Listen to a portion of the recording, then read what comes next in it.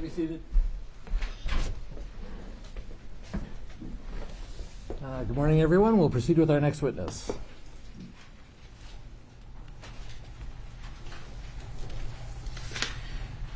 Good morning, Your Honor. Thank you. Before I call the state's next witness, I'd like to offer two exhibits into the record that were published yesterday, Exhibits 75 and 267. Those are received. Thank you, Your Honor. The state calls John Edwards.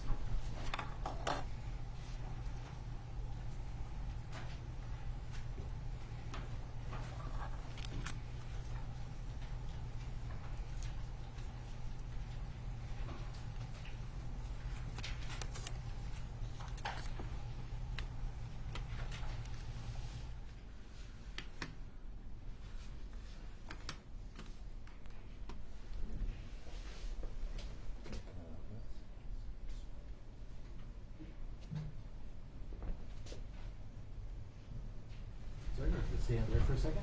Raise your right hand. You swear or affirm under penalty of perjury that the testimony you're about to give will be the truth and nothing but the truth? Yes, sir.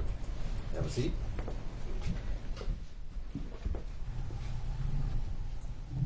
And if you wouldn't mind, we have been having witnesses remove their masks. If you're comfortable with that, we prefer that so we can hear you a little better. Absolutely. And if you could pull up a little bit to the microphone. Right.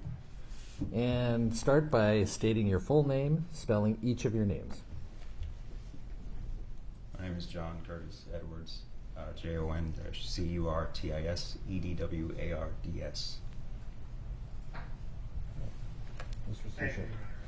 Good morning, sir. Good morning. Would you please tell the jury your occupation? Minneapolis Police Sergeant, How long have you held that position? 2007, so approximately 14 years. Not as a sergeant, but as a police officer for 14 years? Yes, sir. All right. So you started as a police officer in 2007. Did you start with the Minneapolis Police Department? I started as a cadet in the cadet program. All right. But that was your 2007. first job in law enforcement? Yes, sir. Right? Okay. You started as a cadet. Describe that experience, if you would. The cadet program is a curriculum designed for those who have graduated college from accredited college to undergo more criminal justice and law classes, as well as partake in skills, as well as various scenario-based simulations pertaining to law enforcement. It's a curriculum designed with the end goal of becoming post-certified by the Post Board. And the post is the Police Officer Standards and Training Board, is that right? Correct. Okay. And that's how you get your license to be a police officer in the state of Minnesota, correct? Correct. After obtaining that, you can be a licensed peace officer in the state of Minnesota. And you occasionally take... Sorry, you pull up just a little bit. Oh, yes. Not a That problem. doesn't move very well, unfortunately. All right. Thank you. All right. Do you occasionally take continuing education credits to keep your license current? Correct. You do that as part of in-service training, is that right? Correct. Okay. So after you graduated from the academy and became post-certified, what was your job duties? Upon graduating the academy, you are a new officer on FTO. What do you mean by FTO? Every new officer is assigned a FTO, which is a field training officer, and that is usually a veteran officer who for about 4 to 5 months, you're on rotation with a new or with a veteran officer as you learn the ropes. After you completed your field training, then did you become a patrol officer? Yes, sir. And can you please share with the jury the different places within Minneapolis that you were assigned as a patrol officer? So I finished my FTO rotation in the 3rd Precinct, South Minneapolis. From there, I went and was assigned to the 5th Precinct, and that is also South Minneapolis, located off of 31st and Nicollet, where I was a patrol 911 responder, and I primarily worked the night shifts. I worked middle watch shift and our dog watch shift. Our dog watch shift just pretty much means overnights. We started at the nighttime and the shift ends when the sun comes up. So my journey started on the night shifts in the 5th Precinct. Now, through the course of your MPD career, you've been assigned to different units or teams, is that right? Yes, sir. One of those was a community response team, is that right? Yes. I did approximately maybe a year and a half in our CERT team, community response team. That is a unit that's not bound by 911 patrol.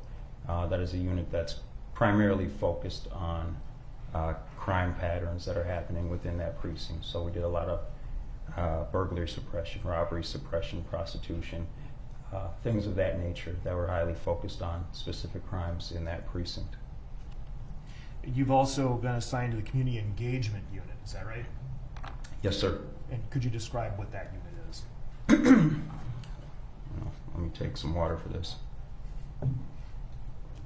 So I was in the community engagement unit for approximately 2 years. Now that unit is a unit that derived from former President Obama's 21st Century Policing Initiative, which pretty much means more community-oriented policing. And that unit that I was a part of was primarily focused on the specific needs of the community. So I worked directly with members of the community, things of like neighborhood watch organizations, a lot of meetings, but it was specific to specific needs of the community. And we weren't 911 patrol. And after you finished that assignment, you mentioned that your current rank is that of sergeant, is that right? Yes, sir. Okay. On leave right now. And you had to take a test to be a sergeant and then get selected, correct? Yes, sir. And so now you're a patrol sergeant. Where are you currently assigned? I'm on leave right now. Prior to that, immediately prior to starting your leave, what precinct I was were you assigned to the 3rd Precinct dog watch shift, the overnight shift. Now, when you're working as a shift sergeant, do you typically wear a uniform, Yes, sir. outfitted with a body-worn camera? Yes, sir. Do you have a partner? No. I'm one of 3 sergeants that are on that shift, though, but no partner. Are you assigned a car? Yes, sir. When you ride, then you ride solo? Yes, sir.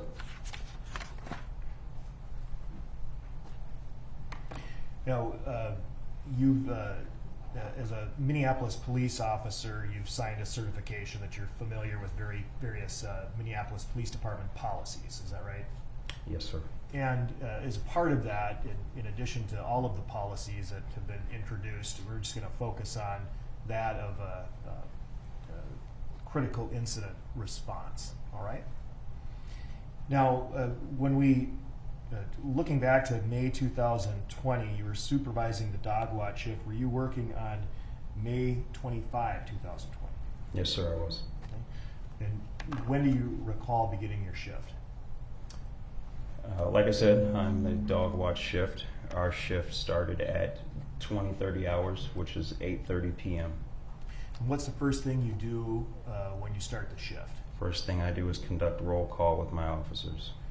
Describe what the roll call involves. Roll call is basically attendance, making sure all the officers are there, everybody's there, accounted for, they're ready to work. It's a time where we pass along pertinent information about what has gone on during the day, or maybe what crime patterns and things to be aware of. And if the officers have anything that needs to be brought to the table, they can as well. Roll call concludes with me giving the officers their squad assignments and then sending them on their way so that they can start answering 911 calls. And do you typically receive information from the previous shifts that you can pass it along to the officers you're sending out on your shift? Sometimes, yeah. You're generally familiar with the officers that you personally supervise? Yes. And other officers within the 3rd precinct? Are you familiar with other officers in the 3rd precinct who are not necessarily on your specific shift? Oh, yes, yes. Are you familiar with an individual named Derek Chauvin? Not personally, but I do know who he is. Okay. Do you believe you'd recognize him if you saw him? Absolutely. Do you see him in the courtroom today? Yes. Would you please point to him and... Thank you. Your Honor, may the record reflect that the witness has identified the defendant? Any objection? Yeah, sorry. How do you know him? Like I said, I don't know him personally. We worked out of the same building, but we worked on different shifts. I wasn't his direct supervisor. Sort of a name and face recognition. Absolutely. Never socialized outside of work? No. Are you familiar with an officer named Tu Tao? Yes, I know who he is. Is it the same nature, basically the same type of relationship as the defendant? Yes, we worked out of the same building, but we were on different shifts. And Thomas Lane? Yes. How would you describe your relationship with Thomas Lane? He was also on the mid-watch shift, but Thomas Lane did do a rotation when they were new on my shift, and I believe he was on my shift for about a month when he was, I think it was probably his 2nd month on the job. Have you ever interacted with him outside of a work setting? No, sir. And Alexander King? Him as well. Same relation. He and Officer Lane were both on my shift for approximately a month, and I believe that was also his 2nd month of being on the job. So I'd like That was to... while they were on their FTO rotation. They rotate between different shifts. Thank you. Yeah. I'd like to then bring you back to that roll call on the date in question. Did you receive a telephone call around roll call time? I believe the phone call was shortly, just as roll call concluded, yes. And who was that phone call from? I received a phone call from Sergeant Pluger, who was the mid-watch sergeant. Do you recall what Sergeant Pluger, let me back up. Did Sergeant Pluger give you information that you relied upon to take further steps in your duties that night? Yes. Okay. What did Sergeant Pluger tell you? Sergeant Pluger informed me that he was at the hospital at that time, and he was with a male that he described may or may not live. Later on in the night, I found out that that male was Mr. Floyd. He said he was down there at the hospital. He asked me if I would be willing to respond to the incident location of 38th in Chicago because he was tied up at the hospital at the time. He asked me if I would respond down there just to make sure, just in case we had to secure that area and make contact with any of his officers that were there on scene still, because this had the potential to be a possible critical incident. Can you describe then what you mean by critical incident? Usually an officer-involved incident where either the officer or somebody else has died, or an officer or somebody else has suffered great bodily harm that later led to death. And based on your knowledge of Minneapolis Police Department policy, what is supposed to happen if there is a critical incident with the crime scene and with the participants? A crime scene is supposed to be secured, which means locked down, and that is for the purpose to preserve any evidence that is there. The involved parties or the involved officers usually are chilling and awaiting escort sergeants so that they can be escorted to an interview room downtown. Appropriate notifications are made. IA homicide, if you will. The upper administration, the area is canvassed, which just means there's a designated amount of officers that are searching the area looking for any witnesses that can give a synopsis of what they saw. And then we wait for the investigators to get there, car 21, and pretty much wait for further information from some of the superiors. Do you take any steps with respect to body-worn cameras and ensuring that those are activated? Absolutely. What do you do? And ensure that everybody's body-worn cameras are active and running at all times. And in this specific case, did you take steps consistent with the procedures you just outlined? Yes, when I arrived on scene, yes. At this time, I'd like to publish Exhibit 1.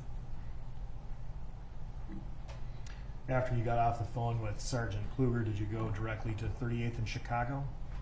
I told Sergeant Kluger that I didn't mind going down there. I just had to gather some of my things and then I'd head down there. So I believe I got down there to 38th in Chicago at about 9:35 p.m. is when I arrived there.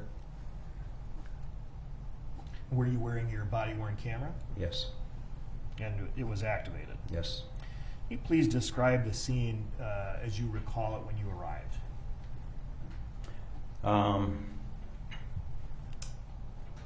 38th in Chicago, so it's kind of a high-profile area. 38th Street and Chicago Avenue are both major thoroughfares in South Minneapolis. When I arrived, the only people that were there were Officers King and Lane, it seemed. There wasn't very many other people around when I arrived there. Now, you indicated that your body-worn camera was activated, and prior to testifying today, you've had an opportunity to review various still photographs taken from the footage of your body-worn camera. Is that right? Yes. And at this time, Your Honor, I'm going to offer Exhibits 81 through 95, which are images taken from Sergeant Edwards' body-worn camera. Any objection? 81 through 95 inclusive are received.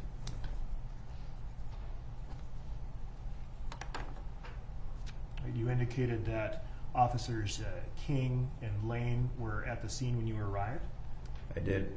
Publish Exhibit 81. Do you recognize the individuals in this photograph, Exhibit 81? I do. And who is this individual? It's Officer Lane.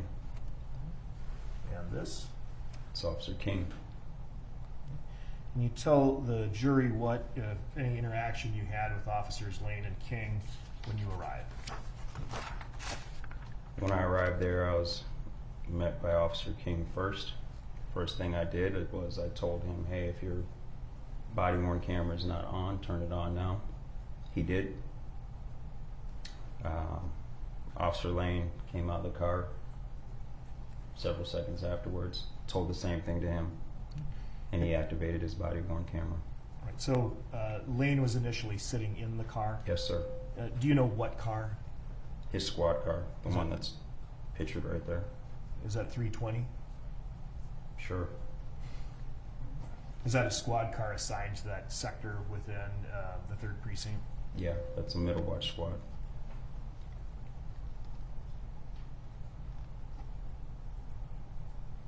After you instructed both officers to activate or make sure their body-worn camera was activated, did you tell them anything else they needed to do? Yes, I asked them where they had interaction with Mr. Floyd. They told me that they interacted with him on the sidewalk there by their squad car. They also told me they interacted with him on Chicago Avenue, right in front of the Cup Foods store. And based on those statements, then, did you direct them to place crime scene tape around the area to preserve the scene? Yes. So with that information, I was able to gather where the incident occurred, and then I instructed them to place crime scene tape around the area so that we could preserve any potential evidence that was there. First, I'm going to ask to publish Exhibit 82. All right, what do you see in this photograph? That appears to be Officer King putting up crime scene tape. And publish Exhibit 1. Do you have one of these up there, a little stylus? Yeah. If you could use that to just roughly outline the area that will show where the crime scene tape was put up generally. Okay, so generally,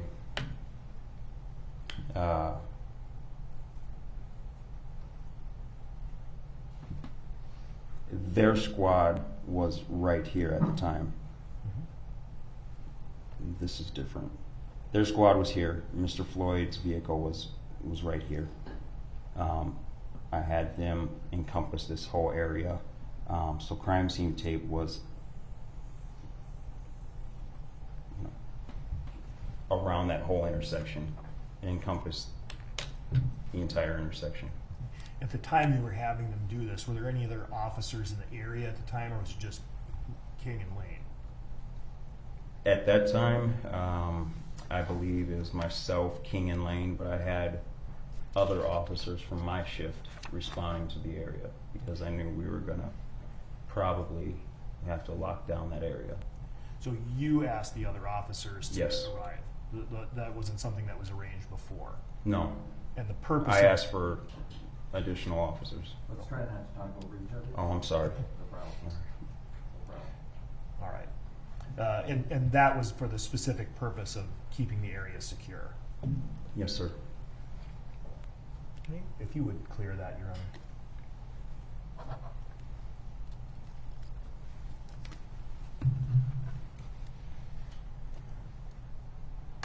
And at some point, did you learn that this in fact was a critical incident? Later on in the night, yes. But you were taking steps to secure the scene as if it were going to be a critical incident before that. Yes, sir.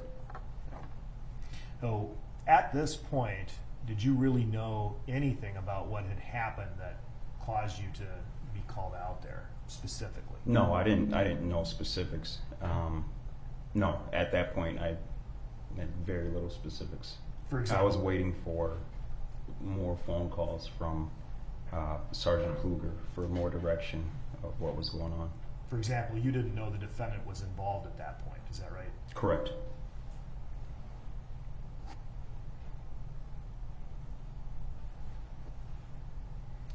You had a brief interaction and conversation with King and Lane. Is that right? Yes. Based then on what they told you, you took some additional steps. Were you able to then communicate with the other officers that you had directed to come to the scene to provide them direction? Yes. What did you ask the other officers to do? A number of the officers I asked to canvass the area. As I explained before, that just means pretty much go door to door, see if there's any potential witnesses that may have been there when the incident occurred, and obtain a synopsis of what they saw, and to get their name and information. It's just searching for any potential witnesses and getting their story. If we could publish Exhibit 83,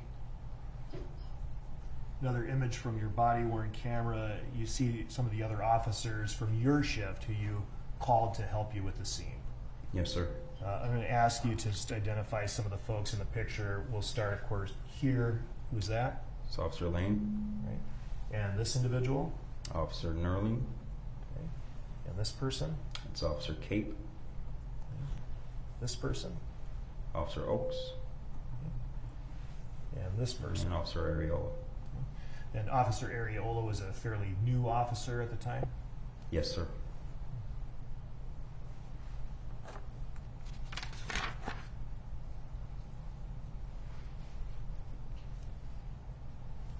Now, would you please tell the jury just sort of the scope of the security you provided to this scene at that time during these it was the early morning hours now of May 26th, is that right?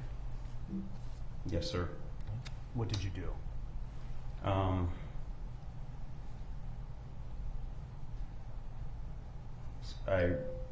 Shortly thereafter here, I received a call from Pfluger telling me that escort officers or escort sergeants would be coming down, and that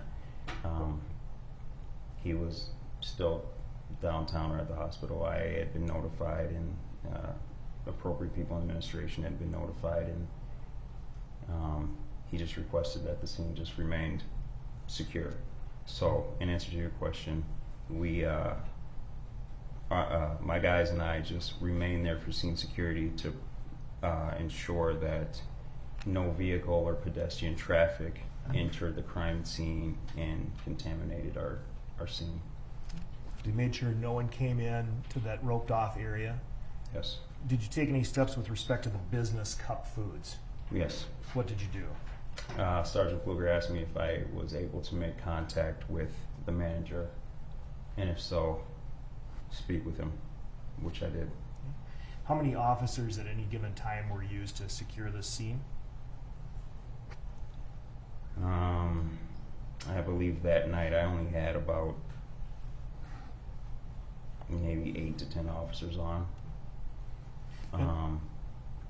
And I didn't have every single one of my officers on this scene. So there were still a lot of 911 calls that needed to be attended to. In addition to securing the perimeter of the scene, did you secure any vehicles within the scene? Yes, sir. And what vehicles did you secure? Officers King and Lane squad, as well as Mr. Floyd's vehicle that was parked ahead of theirs. And could you describe that vehicle, please? I honestly don't remember what kind of vehicle Mr. Floyd was driving. Okay. It was a dark colored vehicle, though, if I remember correctly. Did you keep officers King and Lane out of the squad 320? Yes, I did. And I told them to leave their belongings inside the squad car. At this time, I'd like to publish Exhibit 84. So Exhibit 84, then, for the record, is a photo from your body-worn camera taken at 21:50 and 17 seconds. Is that right? Yes. And we see both King and Lane in the photo, correct? Yes. All right. And is this where you had the initial interaction with them, where you asked them to get out of the vehicle so you could secure it? That is. And they complied with it? They did. Did you see anyone, including them, take anything out of the vehicle? No. Was the vehicle running, or had it been stopped? It was running. What did you do since it was running? I told them to get out of the car. They got out of the car. And did you, at any point, stop the vehicle from running? That wasn't until the BCA showed up, and I believe it was Special Agent Mike Phil told me that they were going to take custody of the squad and Mr. Floyd's vehicle. We noticed the vehicle, or we noticed the squad car, I'm sorry, was still running, so he instructed me to power it down. You'd also mentioned something about a canvas. Did you at some point instruct officers to do a canvas of the area for possible witnesses? Yes, I explained that, yes. Mm-hmm.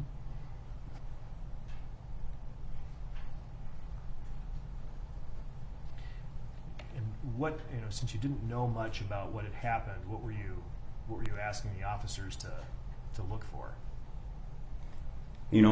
Anybody that may have been in the area at the time that the incident occurred.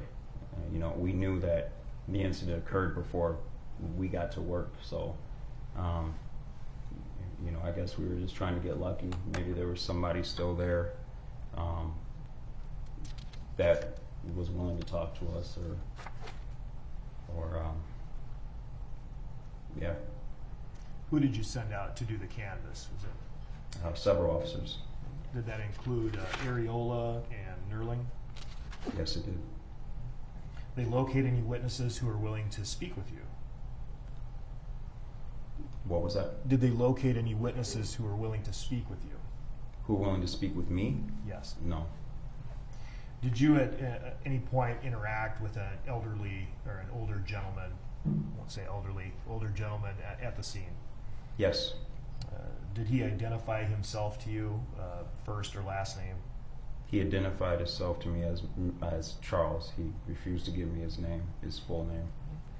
Published Exhibit 87. This is another body-worn camera image, not from your body-worn camera, but it shows, who is this?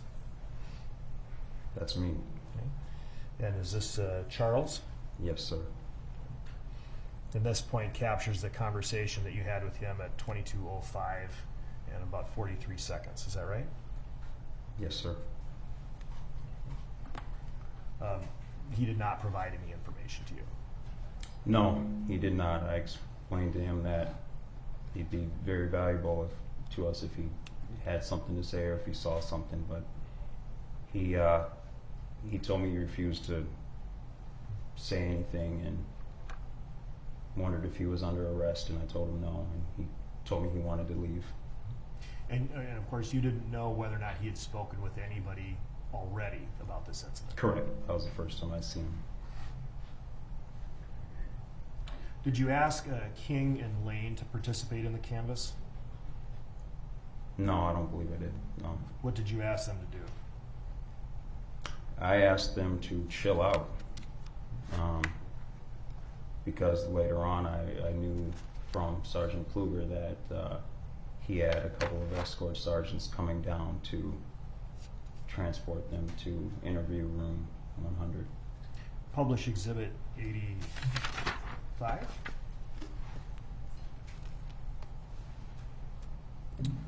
All right, looking at Exhibit 85 from your body-worn camera at 21:51:25, you see officers Lane and King.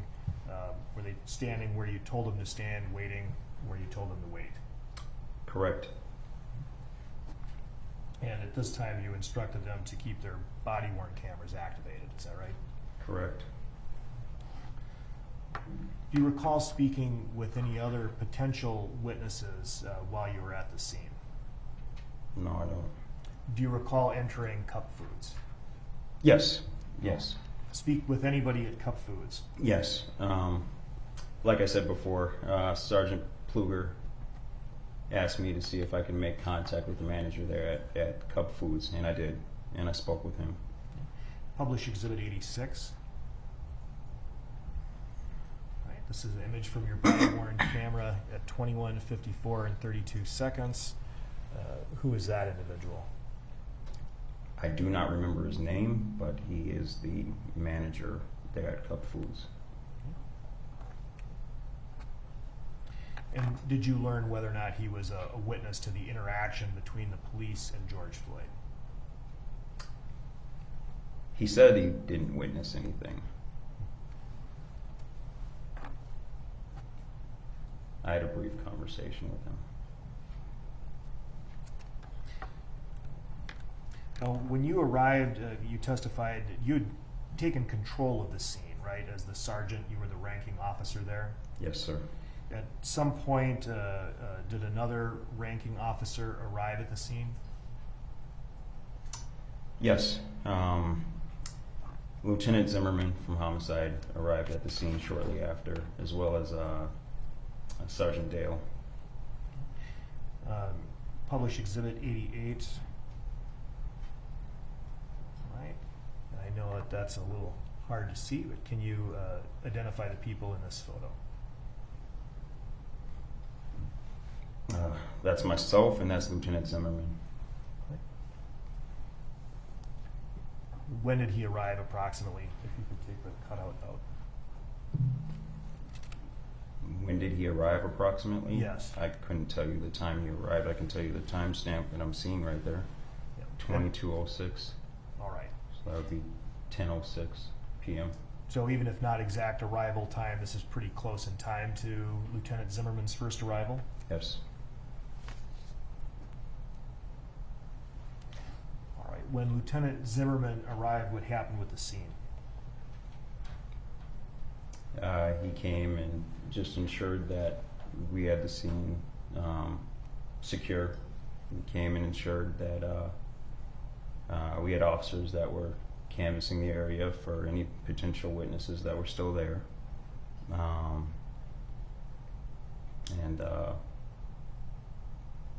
Yeah.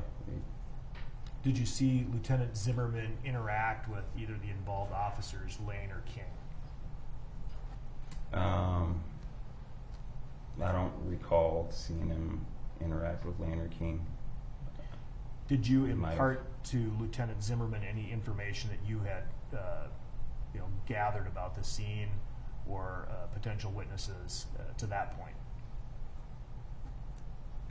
Can you ask that question again? Sure. Did you tell Lieutenant Zimmerman what you did up to that point to get him kind of caught up on the scene and the witnesses and what steps had been taken?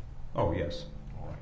Did he direct you to take any further steps now he's a lieutenant, so I suppose.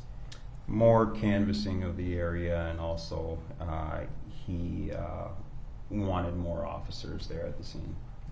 Did he confirm that the scene itself was secured Yes. and that the squad was secure at 320 Yes. and that Mr. Floyd's vehicle was secured? Yes.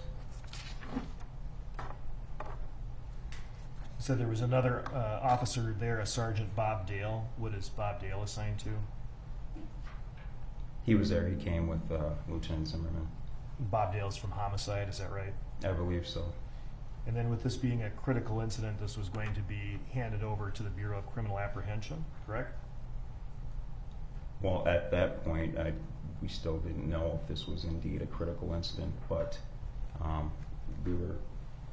I was going under the assumption that it was, it's better safe to go that way than not. And because of that, there were some steps taken to ensure that when this was handed off, it would be handed off in a manner that it could be taken over with smoothly, correct?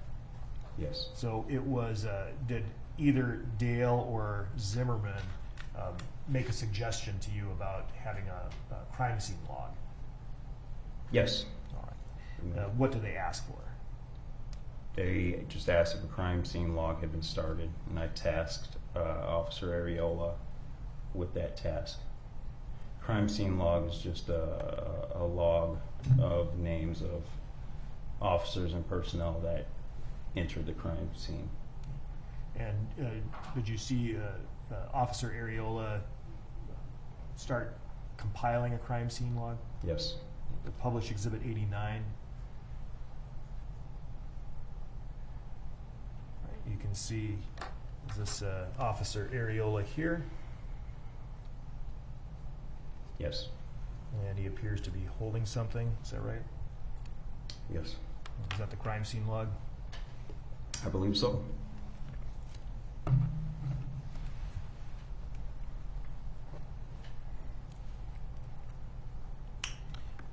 So as you testified, at some point you learned that Mr. Floyd had died, correct? Yes. And do you recall how you received that information? It was later on in the night, Sergeant Dale actually informed me that Mr. Floyd had passed away. Was that pretty shortly after Dale and Zimmerman had arrived? Yeah. Yes. About 10:13 p.m., is that right? It was sometime after Sergeant Dale and Lieutenant Zimmerman arrived. And after that point, were there arrangements made for transport officers to bring Lane and King to City Hall pursuant to critical incident protocol? There were. Did you watch that happen? Yes. Officers Walitsky and Officer Ashoff responded to the scene, and they were Officer King and Officer Lane's transport sergeants. Published Exhibit 90. There's additional body-worn camera footage. Do you see Officer or Sergeant Ashoff in this photo? Yes. Would you take your stylus and draw a circle? And Waletsky?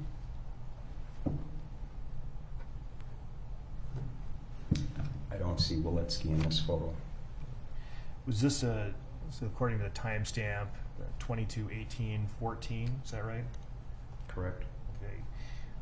And that was around the time that the transport officers arrived, and I'm assuming the transport would have happened fairly shortly after that. Correct.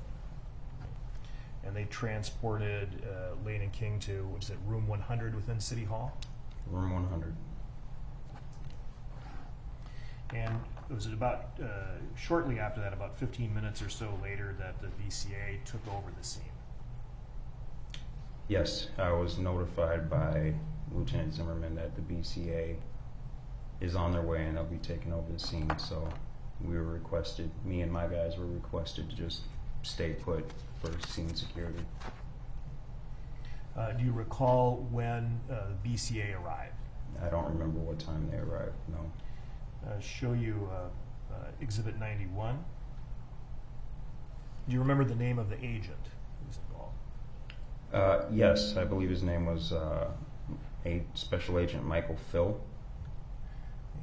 Can you tell the jury what you see here in Exhibit 91? Who are those people? That appears to be Special Agent Michael Phil standing alongside Lieutenant Zimmerman. Right here? Yes. And that's at 2300. Is that right? Correct. That's the approximate time then that the BCA took over the scene? Approximately. You saw Special Agent Phil have a conversation with Lieutenant Zimmerman. After that conversation took place, did you have a conversation with Lieutenant Zimmerman? I believe I had a conversation with both of them afterwards. Okay. Brief interaction. When did Lieutenant Zimmerman remain at the scene after the BCA took over, or did he leave?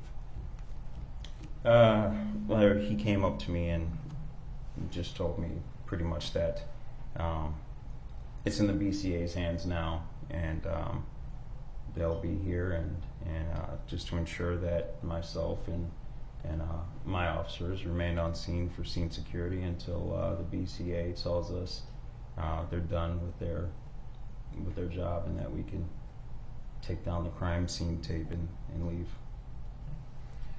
Publish Exhibit 92. And is this Special Agent Phil? Yes, that is. During the period of time you were speaking with him and getting instruction on what to do with the scene? Yes. Did he ask you to do anything with Squad 320? Yes. What did he he ask told you? me that they were taking custody of both the squad and Mr. Floyd's vehicle, and we noticed that the squad was still running. He asked me to open it up and power it down, which I did. Did you remove anything from the vehicle? No, sir.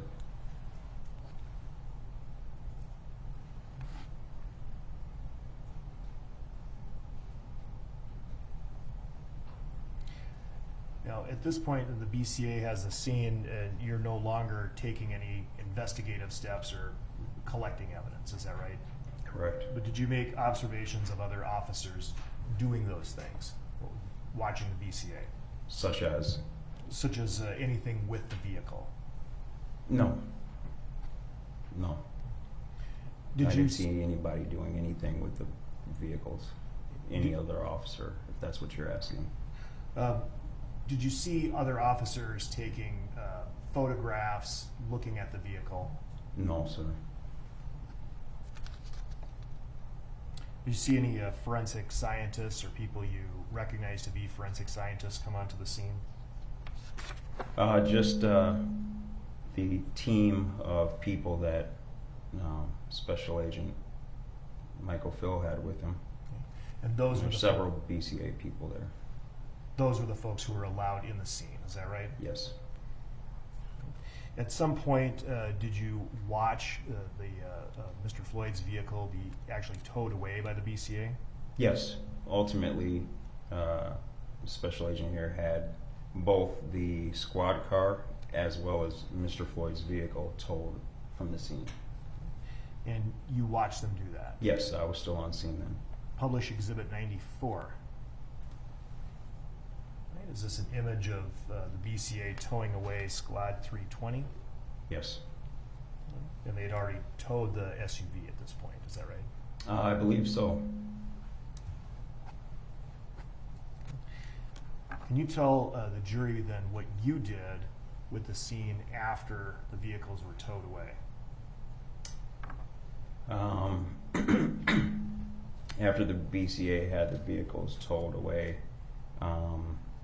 it wasn't very long after that Special Agent Michael Phil told me that they were all finished now and we could take down the crime scene tape and leave.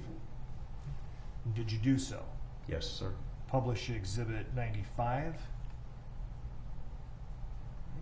This is at 3:34 and 54 seconds. What does this image show? That's at 3:34 a.m. and that's me. Those are my hands helping take down the crime scene tape. And so at this point, then the crime scene was clear, no longer needed to be secured, and you would be able to exit the area. Is that right? Correct. All right. Thank you very much. I have no further questions, Your Honor. You may.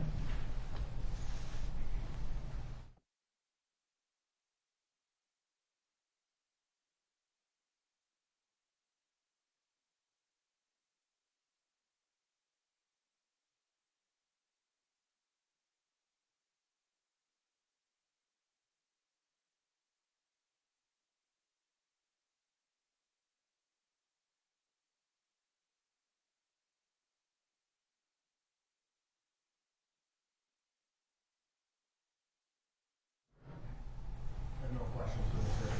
Thank you. Thank you, Sergeant. You may step down. Thank you. All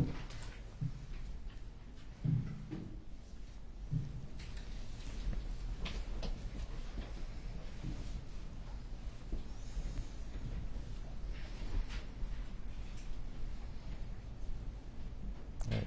And next witness.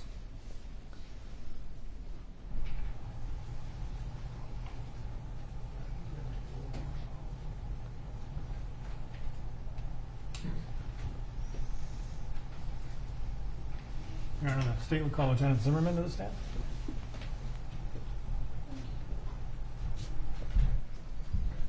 You swear or affirm under penalty of perjury that the testimony you're about to give will be the truth and nothing but the truth? I do. Thank you. Lieutenant, if you could give us your full name, spelling each of your names to start off with. I'm sorry. Your full name, spelling each of your names. Okay. And also, if you could remove your mask. Okay, thank you.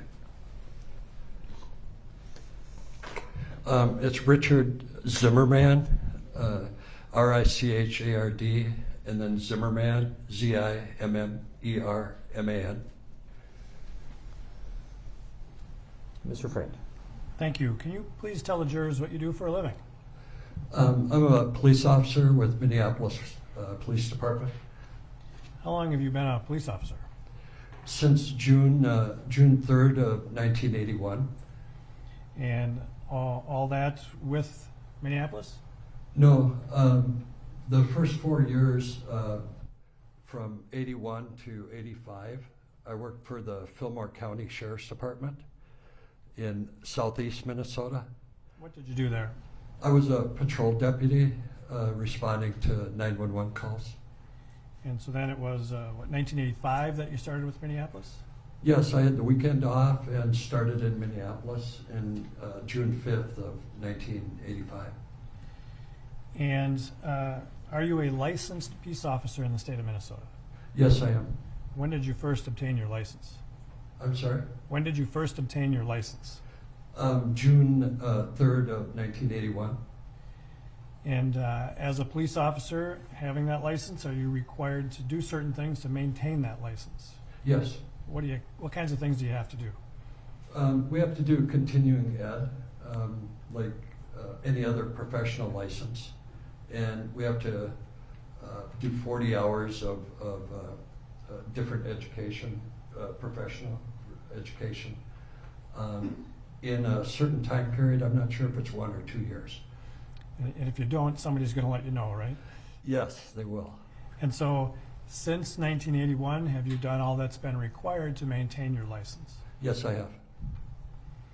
When you started with the Minneapolis Police Department in 1985, what was your job? What were your duties? I was a patrolman. I worked the North Side Precinct. It's called Precinct 4. And I worked the 3rd Precinct.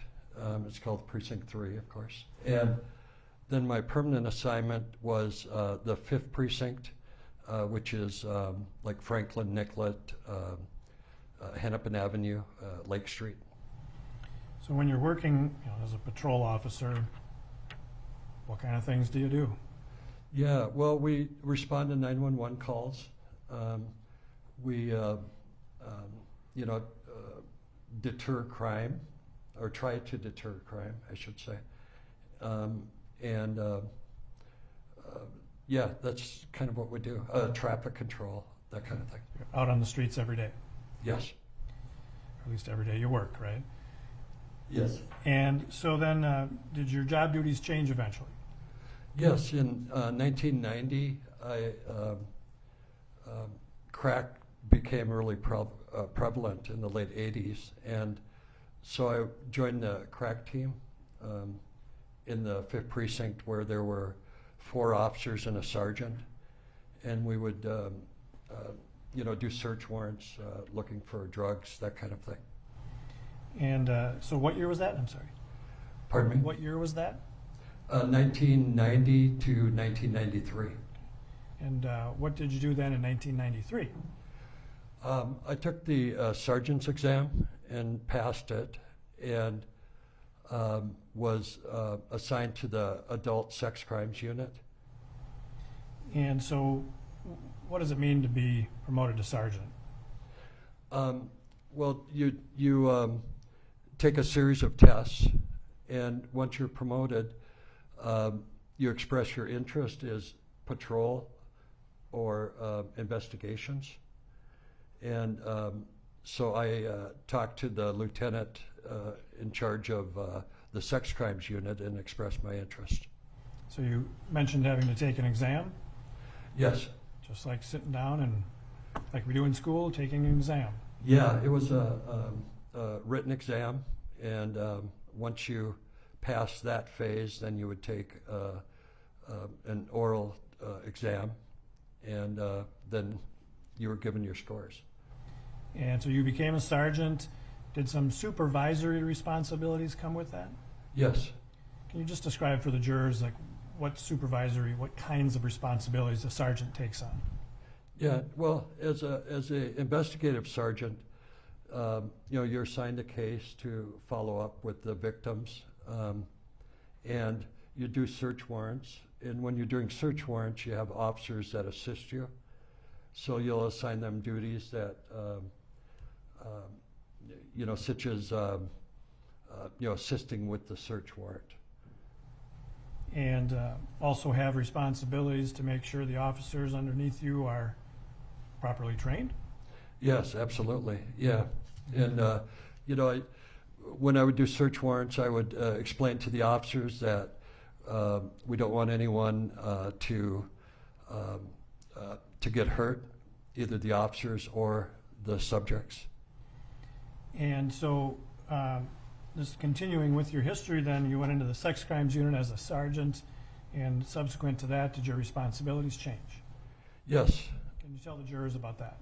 Yeah, in 1995, the homicide unit was expanding because of the amount of murders that were occurring in Minneapolis in 1995. So they brought in myself and one other guy from the robbery unit, and we were assigned partners in the homicide unit.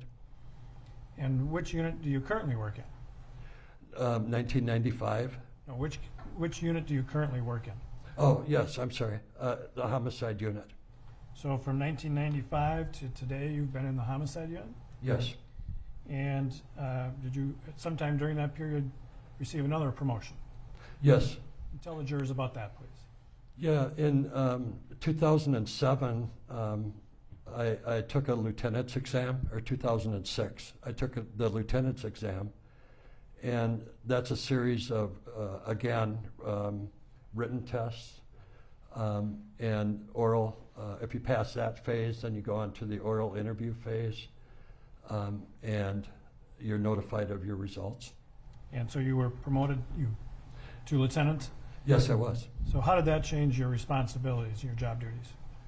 Well, usually when you're promoted, you're assigned to a different unit than you worked. But they asked me to stay in the homicide unit because of my experience. And so I took over the job in 2008, November of 2008. And the duties are, I get called for every death, suspicious death, deaths where, it's clearly a homicide, deaths where officers have any question about how a person may have died. I go out to the scenes. And do you also supervise other officers? Yes, I do. Just describe for the jury, your responsibilities in supervising other officers. Yes, we have, right now we have 12 detectives in homicide that make up 6 teams. They work with a partner in homicide, and they're on a rotation basis for being on call. They're on call Monday through Monday, and when a team is on call, I'll go out to a scene, assess, what the death may be involved, and I'll call the on-call team to come in and start working the case. So you still respond to scenes? Yes. But you also supervise the work of the investigators? Yes. I every morning when I come in, I'll pull up, it's called pulling up the cases, and we pull up every death report in Minneapolis, and I'll look through each report, and I'll assign a case that I might have some questions about, and I'll talk to the detectives, explain why I think this needs to be looked into, and that's Monday through Friday kind of thing. And so are you their direct supervisor then? Yes. So you started with Minneapolis Police Department in 1985. Yes. Do you know where you are in terms of seniority in the Minneapolis Police Department? Yes. Where is that? I'm the #1 officer in seniority. I hate to say that, but I am. Understood. Were you called out to a scene on May 25th of 2020? Yes. And do you recall, why you were called to that scene? Yeah, homicide responds, or I respond initially to critical incidents. And a critical incident can be anything from a death to a serious injury of either officers or the public. And so I was called in on this one. So were you technically on duty at that time? I was at home, and I was notified by my commander of this incident that happened at 38th in Chicago. And so then did you respond to that scene? Yes. And do you recall about what time it was that you arrived at the scene? It was a little bit after 9 p.m. And the location of 38th in Chicago, were you familiar with that location at that time? Yes. Fair to say no stranger to calls of violent incidents at that intersection? Yes, absolutely. And when you arrived, can you just describe for the jury what you first saw when you arrived at that location? I arrived on 38th Street, and I parked on the southwest corner on 38th Street. I saw yellow tape up, we call it, it's crime scene tape, around the intersection. I saw Sergeant Edwards, who I know from work, on his cell phone. And I saw two officers, and he was like in the middle of the scene, kind of. And then I saw two officers standing on the southwest or the southeast corner of the intersection. And did you then approach those two officers? Yes, Sergeant Edwards appeared to be busy on the phone, so I just walked up to the two officers. And I'm going to show you, well, we had an opportunity before court to show you a piece of body cam footage, shows you approaching the scene, correct? Yes. And that appeared to be a true and accurate representation of your approach to those two officers. Yes, it is. And that reflects the time as well. Yes. Your Honor, I would offer Exhibit 96. Any objection?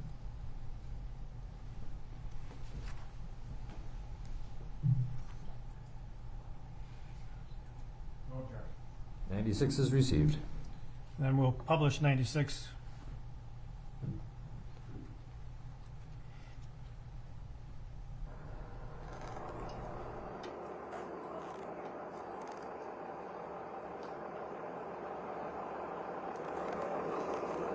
I'm going to pause here just for a moment if I could. This is the intersection of 38th and Chicago, Yes. and it looks like the time reflected here is 21:56. Yes. So for those of us who have difficulty with that kind of math even, what is the real time that we would call? Yeah. It's 4 minutes to 10. Okay. So it was a little closer to 10 when you arrived? Yes. And there is an individual, I know it's dark and it's kind of hard to see, but do you know who the individual is in the crosswalk there? I don't know. And all right, let's continue.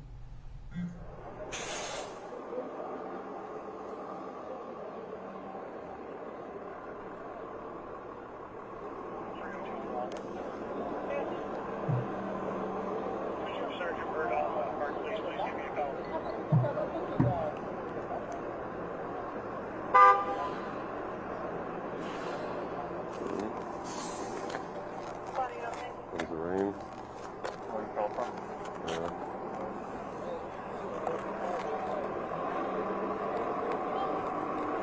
I want to stop right here if you could, please. And just for the record, at 21:56:53, you see across the intersection there appears to be a person walking towards us.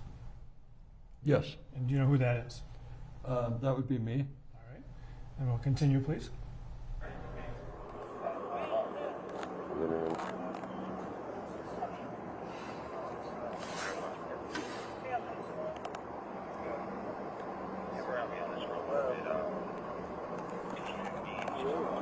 I'll give these call back for you. Okay, How you doing, Lieutenant? What's going on? All right, you can take that down. So it appears that you came to the scene in street clothes, right? Yes. All right. And that's the moment where you walked up and talked to the two officers? Yes, I did. Did you recognize those two officers? Yes. No, I didn't. And you appeared to be on the phone. Do you recall who you were talking to? I don't know if it was my commander or a deputy chief. I'm not sure. Okay. So then when you arrived there, those two officers looked like you had just asked them a question. Did they give you some information about the incident? Yes. And based on that information, what did you conclude about their role in the incident? There's a thing that we call involved officers and non-involved officers. And based on what they had told me, I determined they were involved officers. And why would it be important to distinguish between involved and non-involved officers? Well, if you're an involved officer, you need to be brought down to room 100 at City Hall, and you need to be brought down by a supervisor in separate cars. And that's just according to policy? Yes. And so after having that conversation with them, what did you do next? I I talked to the sergeant, I believe Sergeant Edwards, and told him that we needed some more people out here. He told me another sergeant was on his way, and I told him that we needed to get these two guys downtown. And which sergeant, you remember, I'm sorry, which sergeant that was? I'm sorry? Which sergeant that was you talked to? I don't remember. Okay. Was it Sergeant Edwards? I believe that's who I first talked to. Okay. And so showing you Exhibit 90, if we could please.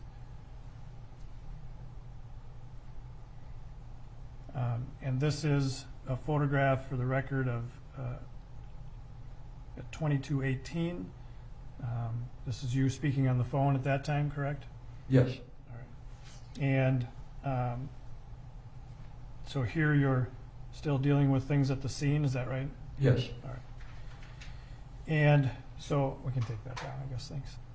The sergeant that you talked to, what kinds of things did you ask that sergeant to take care of?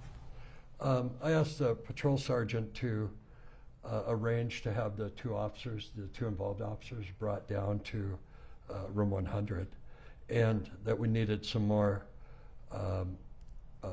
officers at the scene. And why did you think you needed more officers at the scene? To search for any possible witnesses or video. And so then, after having that conversation, what did you do next?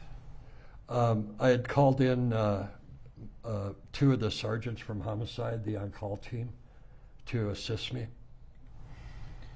And as you were doing that, did you undertake any other actions to try and identify things that might be helpful for the investigation? Yes. Like what? If you stand in the center of the intersection and you'd look for, first of all, you look for video cameras that may be hanging from different buildings, or in this case, milestone cameras. What is a milestone camera? It's a city camera that's set up in different areas of the city, and they can be monitored to help us deter crime or to help if a crime occurs. And being familiar with that location, did you believe there was a milestone camera at that intersection? I knew there was, yes. Okay. I'm going to show you Exhibit 1. You recognize what's in that photograph? Yes. And what is that? That's the intersection of 38th and Chicago. Do you know, can you show the jurors, if you want, you can write on the screen, there should be a little stylus there in front of you, where that camera is located? I believe it was right here. Okay.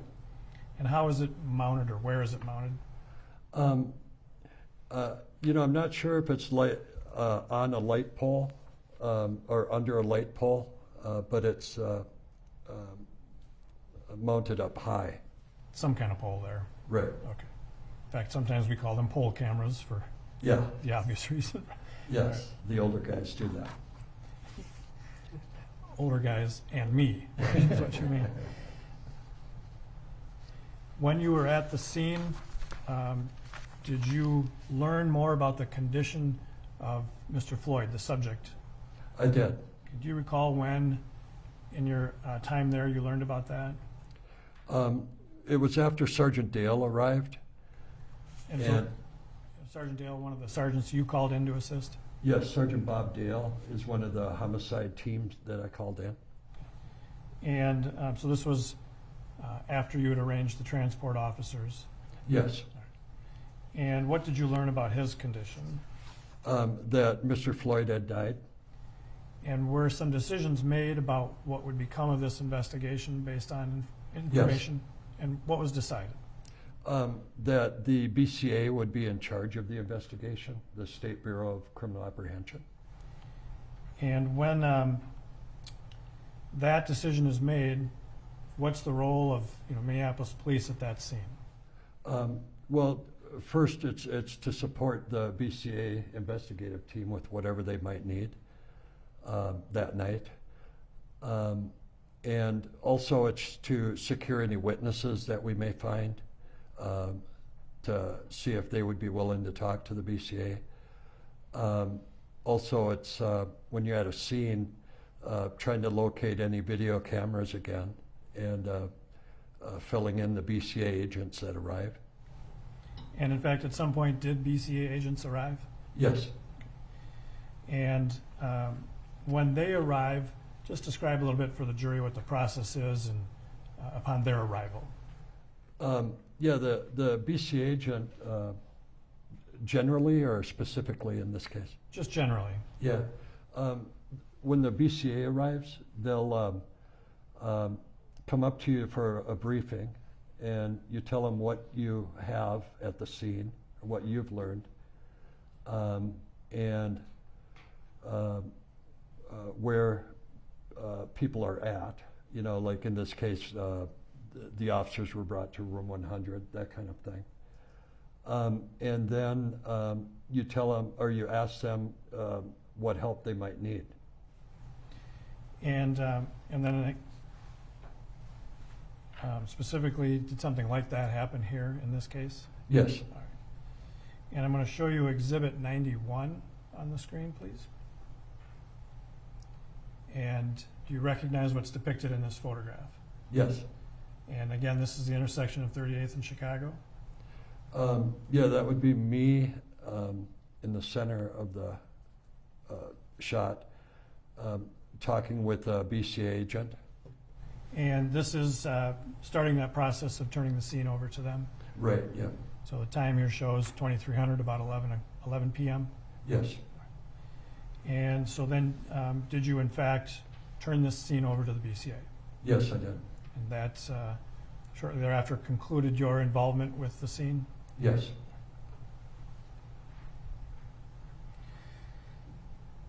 You talked earlier about the training you need to do to maintain your peace officer's license, correct? Yes. And as a Minneapolis police officer, you know, where do you get that training from? Well, we'll get it from our training unit. We'll also get it from outside sources, you know, different schools that are being put on, some that are specific to homicide, some that are, you know, a one-day course, some may be a 2-week course, that kind of thing. Does that training include instruction on the use of force? Yes. And how often do you get instruction on the use of force? Once a year. And how many officers have to go through that use of force training every year? Every officer on the police department. That includes the guy who's number one in seniority? It includes me, yes, absolutely. And when you, well, let me ask it this way. Are there also Minneapolis Police Department policies about the use of force? Yes, there is. And are you required to be familiar with those policies? Yes, you are. And when you do that use of force training, does it cover the policies as well?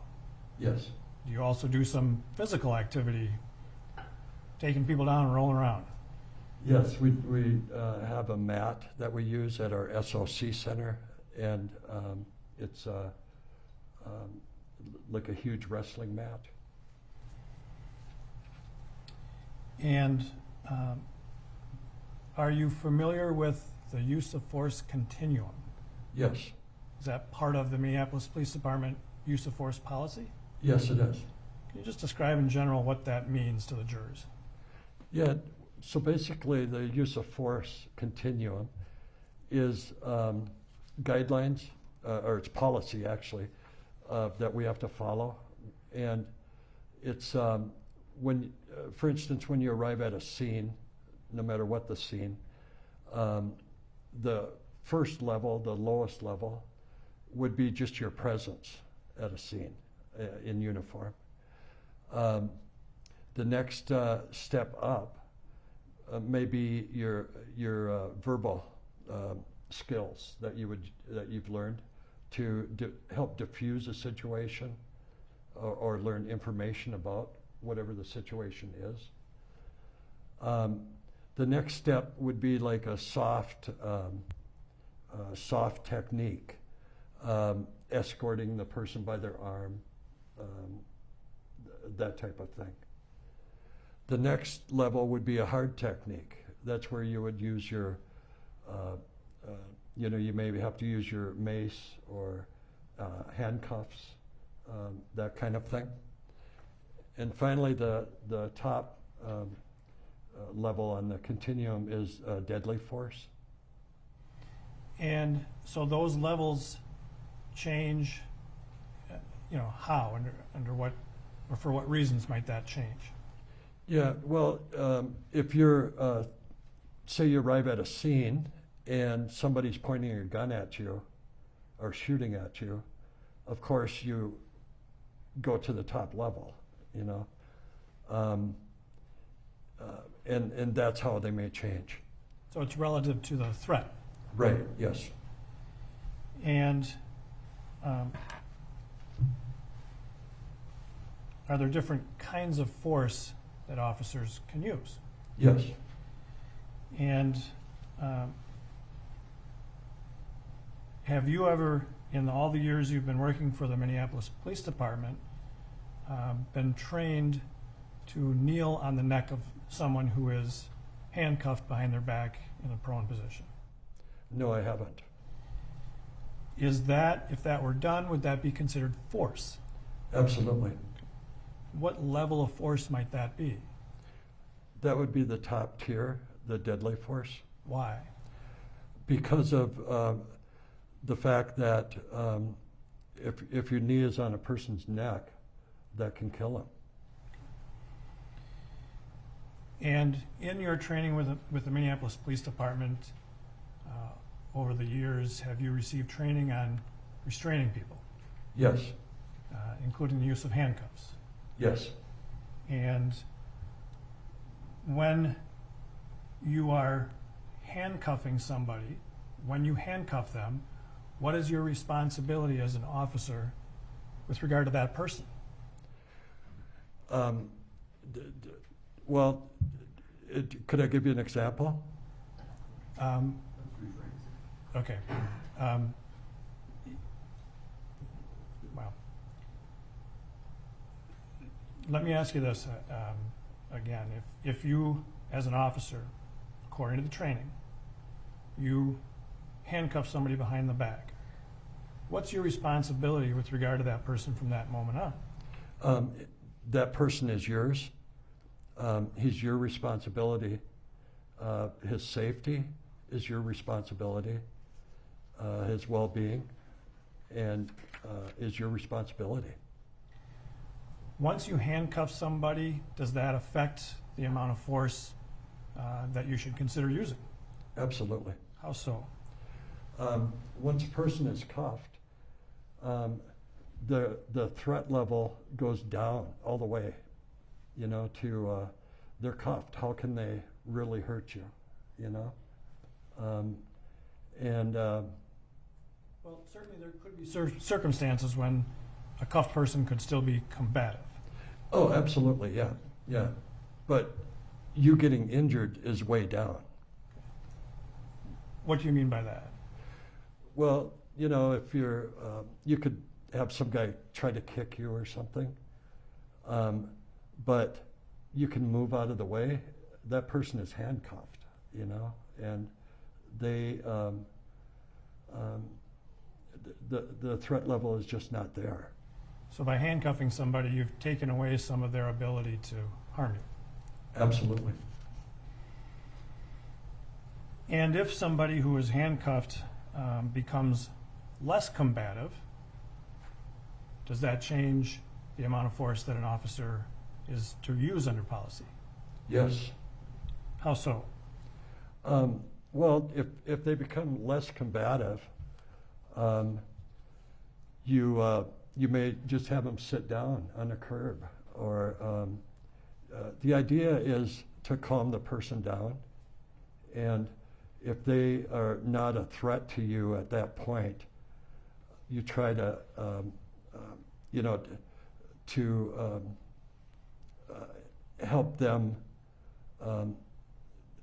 so that they're not as upset as they may have been in the beginning. In your 30 years of training with the Minneapolis Police Department, in your experience, have you been trained on the prone position? Yes. And what has your training been specific to the prone position? Well, once you secure or handcuff a person, you need to get them out of the prone position as soon as possible because it restricts their breathing. When you handcuff somebody behind their back, well, as part of training, have you been handcuffed behind the back? Yes.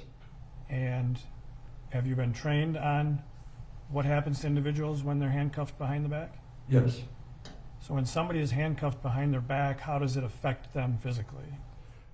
It stretches the muscles back through your chest, and it makes it more difficult to breathe. If you put somebody in the prone position, well, is it well known, this danger of putting somebody in the prone position? Sustained. How long have you had training on the dangers of the prone position as part of a Minneapolis police officer?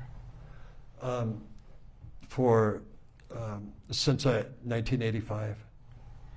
And is it part of your training regularly to learn about keeping somebody in the prone position? Yes. And what has the training been with regard to the prone position? Once a person is cuffed, you need to turn them on their side or have them sit up. You need to get them off their chest. Why? Because of the, as I mentioned earlier, your muscles are pulling back when you're handcuffed. And if you're laying on your chest, that's constricting your breathing even more.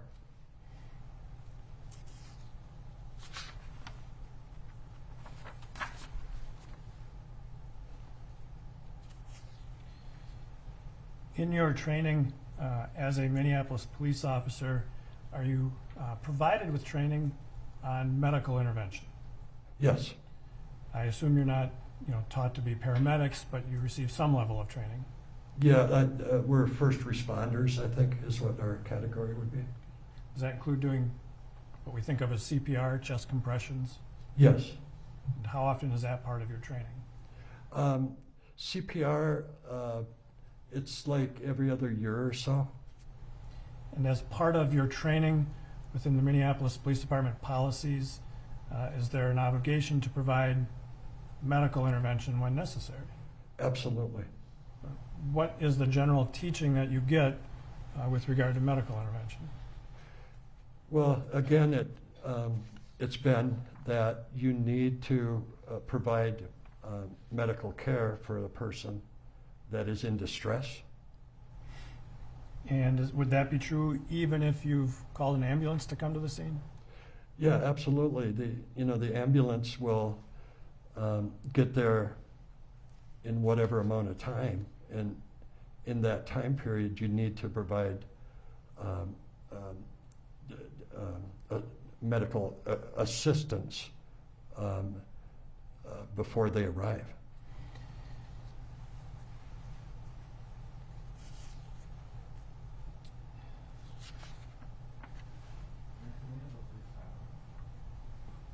Why don't we take our mid-morning break? Members of the jury will take our 20-minute mid-morning break. The attorneys and I will deal with the issue while you're on break. And Lieutenant, you may step down if you wish.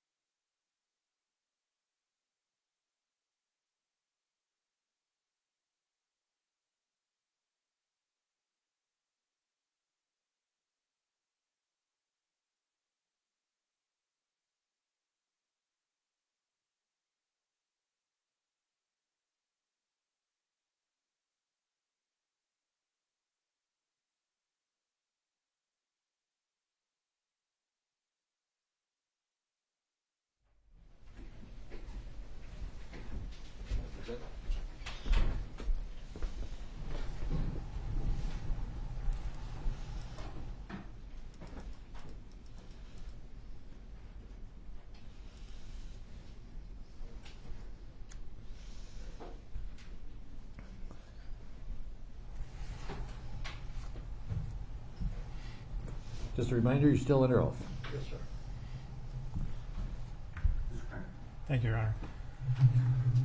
Lieutenant Zimmerman, I want to draw your attention back to the incident on May 25th of 2020. Yes. Earlier, you told the jurors about being at the scene, finishing your work there.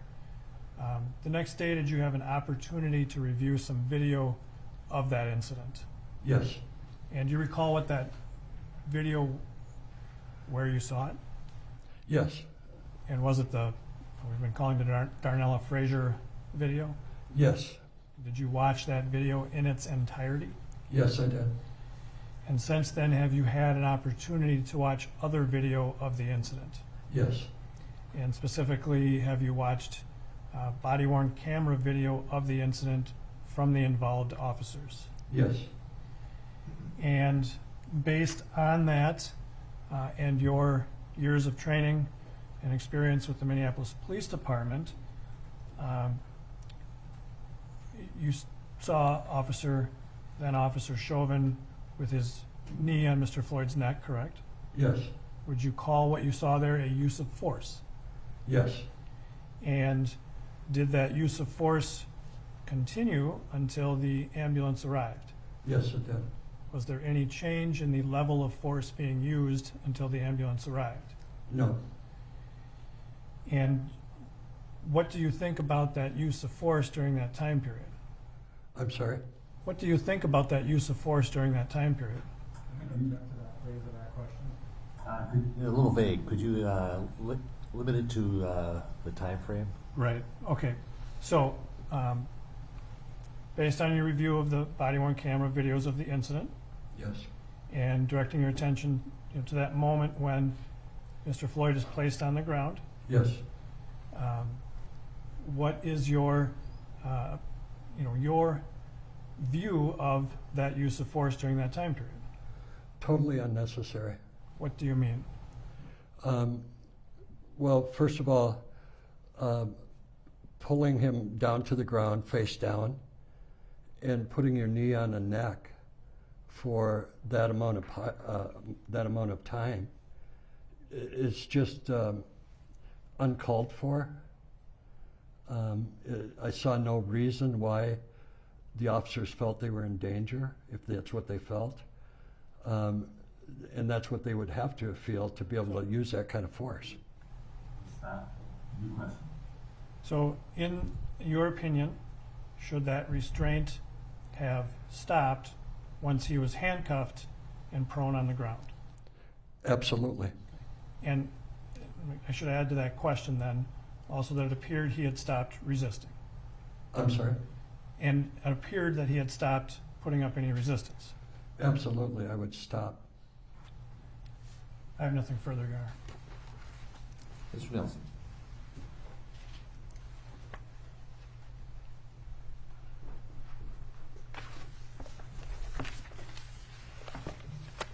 I may just have a moment, Your Honor.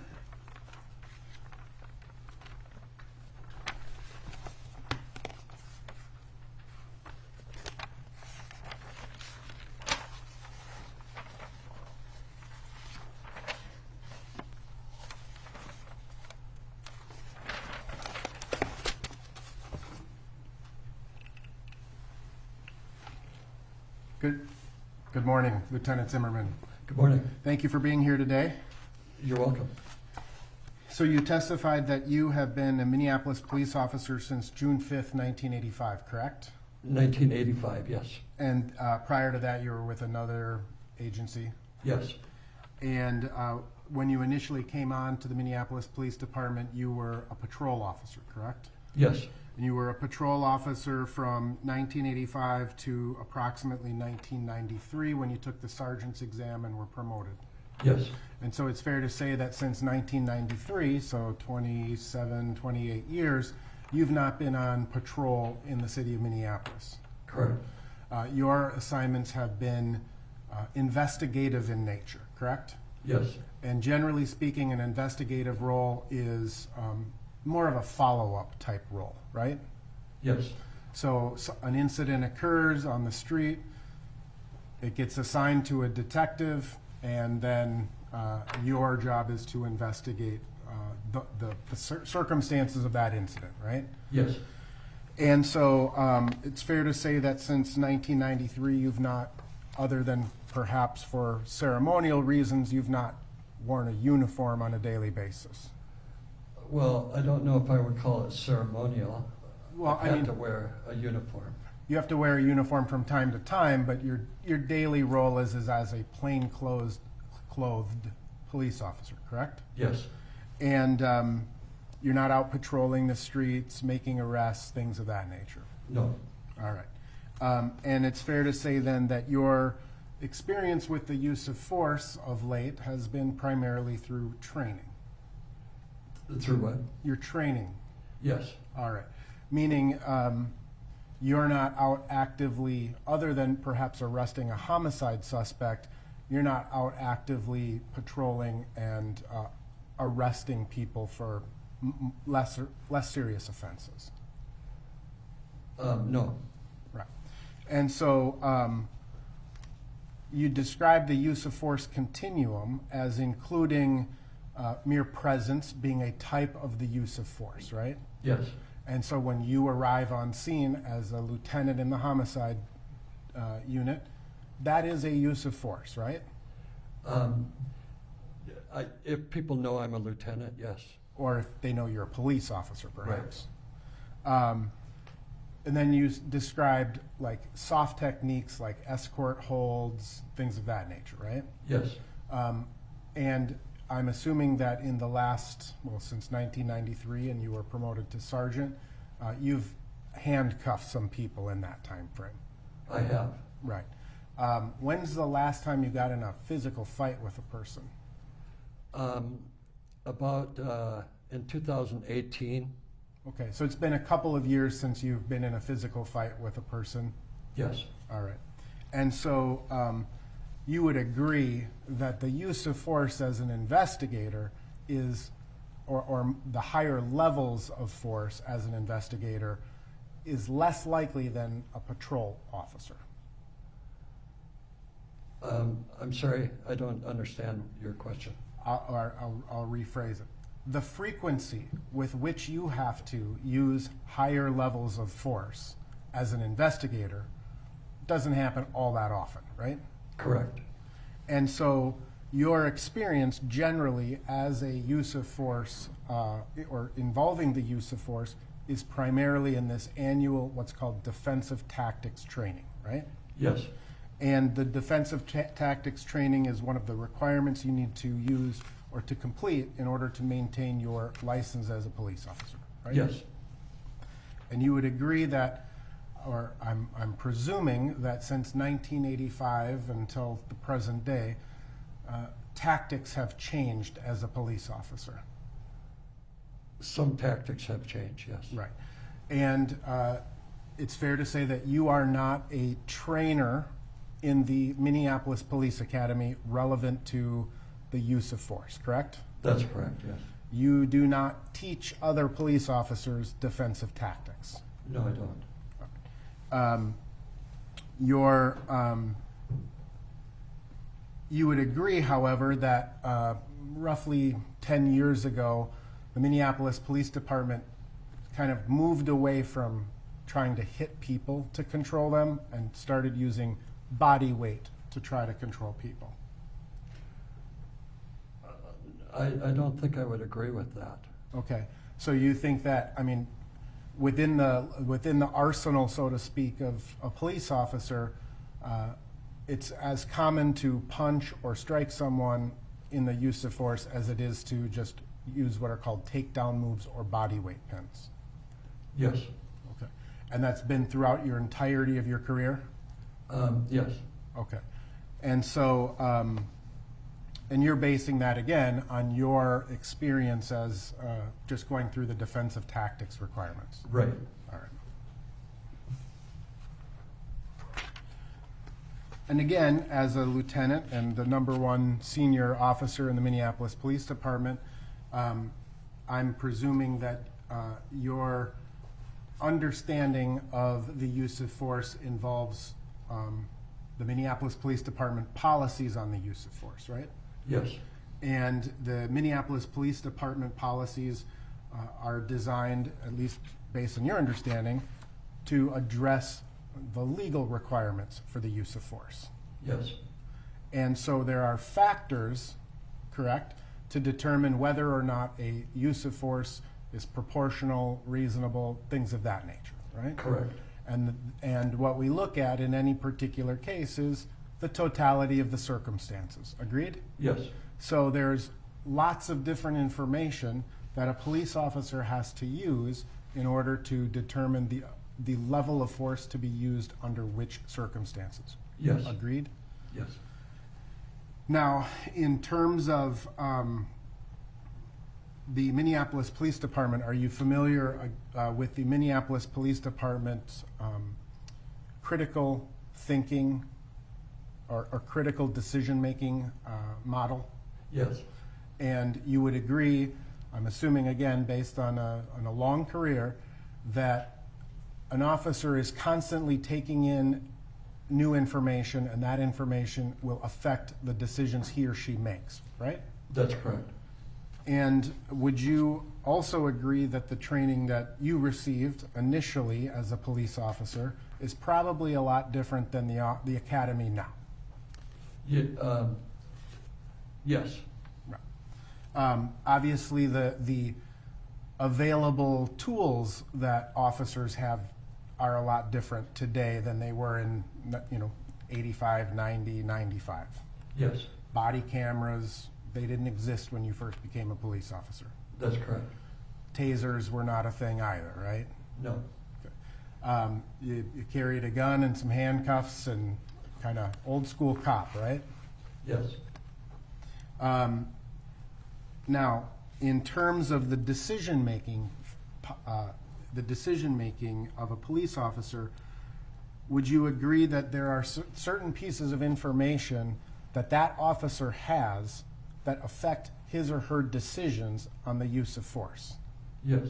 And some of that information is very immediate, kind of low-level information. Agreed? Yes. So, for example, what just happened with this particular suspect, right? Yes. Is this suspect under the influence of a controlled substance, or is he sober? Yes. Right?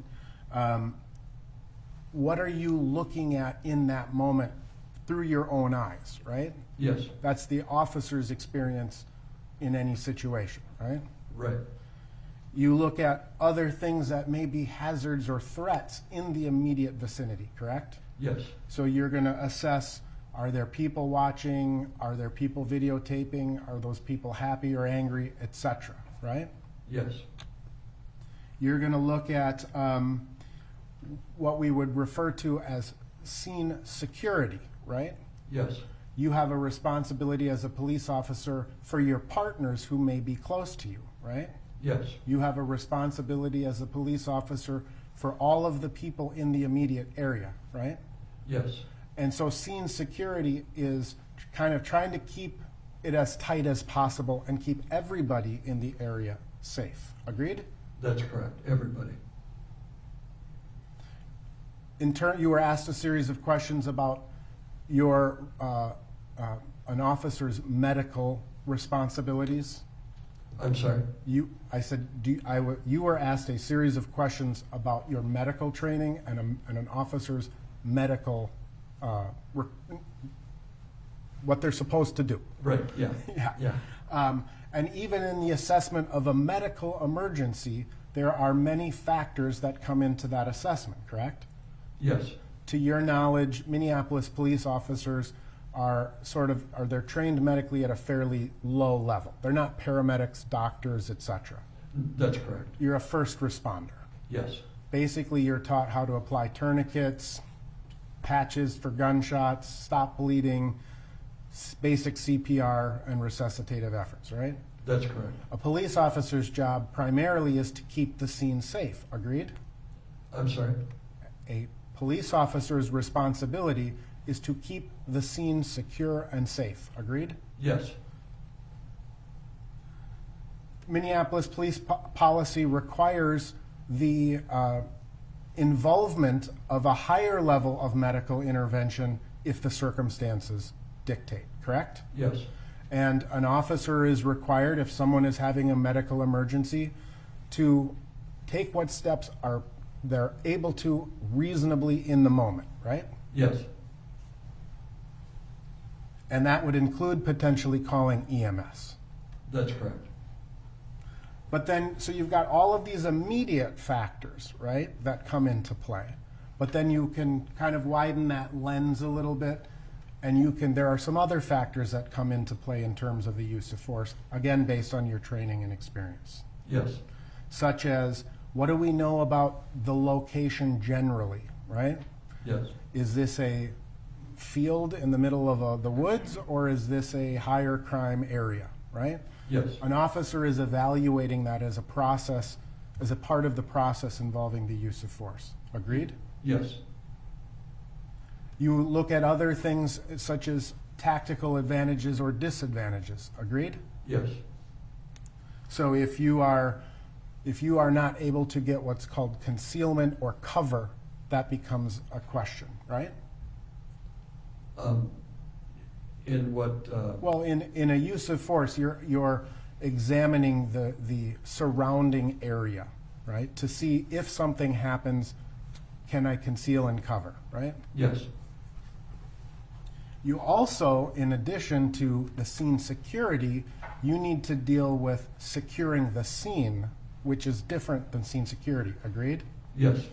Scene security is maintaining the safety of everyone around, including yourself and your partners, right? Yes. Securing the scene is making sure that the scene itself is preserved and kept tight, right? Correct. Yes. And in fact, a police officer's responsibility and part of the use of force determination is to prevent or avoid the use of force against other people. Agreed? Yes, absolutely. So if you have to use force against one person to avoid using force against others, that's a factor that an officer should consider. Agreed?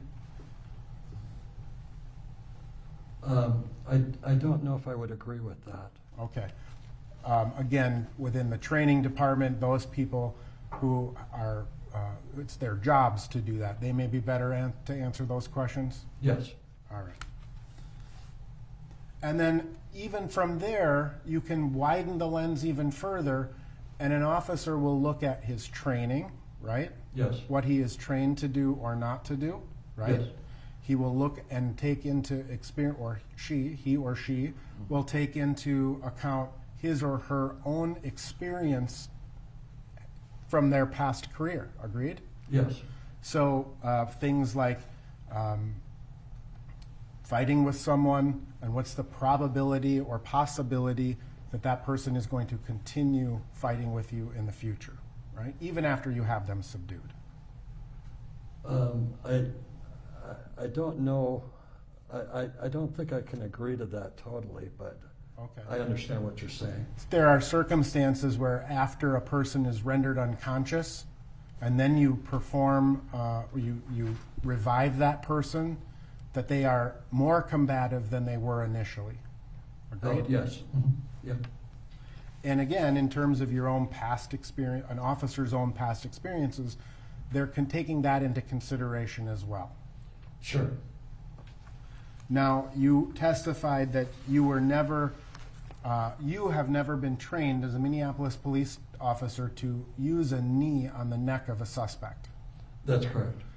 You would agree, however, that in a fight for your life, generally speaking, in a fight for your life, you as an officer are allowed to use whatever force is reasonable and necessary, correct? Yes. And that can even involve improvisation. Agreed? Yes. Minneapolis Police Department policy allows a police officer to use whatever means are available to him to protect himself and others, right? Yes. So if there's a paint can sitting on the table and someone is attacking, you can use that paint can as a weapon. Yes.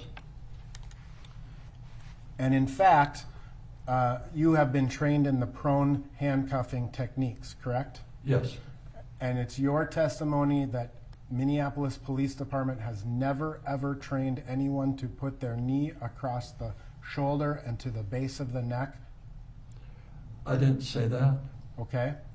So you would agree then that pursuant to Minneapolis Police Department training, when a suspect is arrested and in the process of being handcuffed or being restrained, it would be consistent with the Minneapolis Police Department training you've received to place your knee across the shoulder to the base of the neck.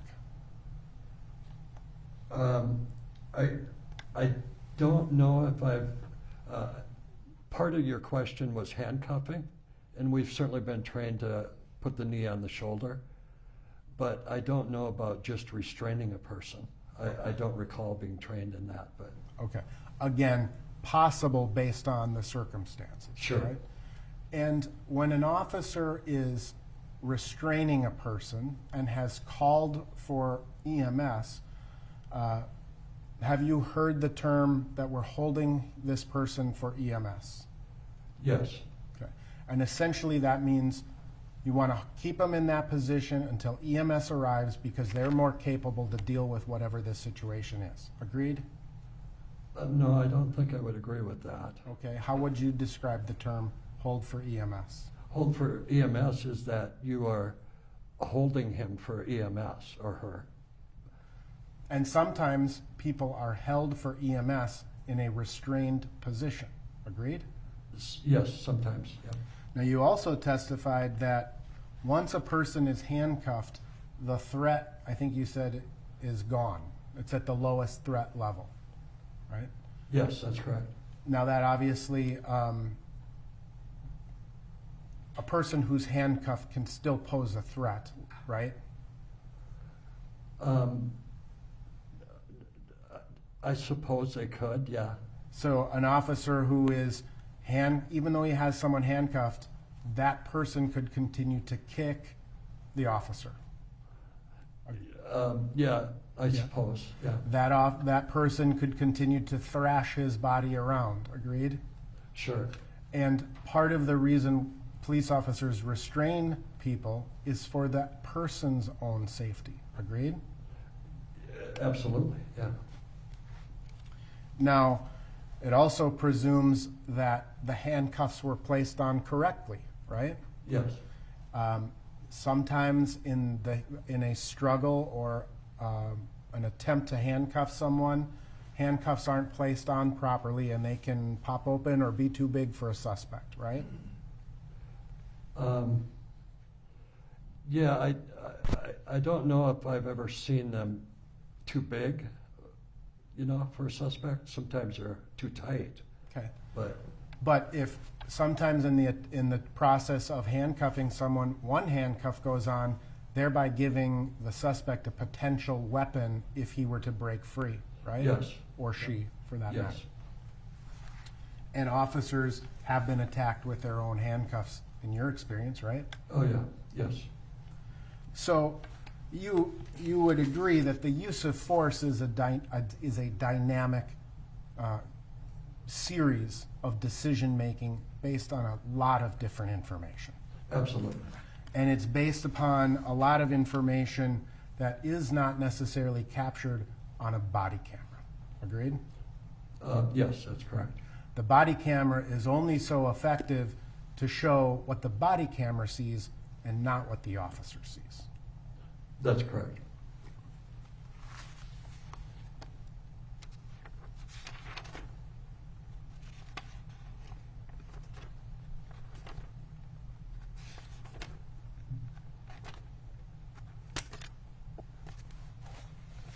Now, in terms of what you did in this particular case, essentially, you would be are you what's called Car 21? Is that the homicide unit? And I may No, it's not. Car 9? I don't know. No. You're just homicide. There's some car associated with homicide, right? Yeah, yeah. What car is that? We would be car, well, it would be like car 112 or 108 or 110, Okay. that kind of thing. All right.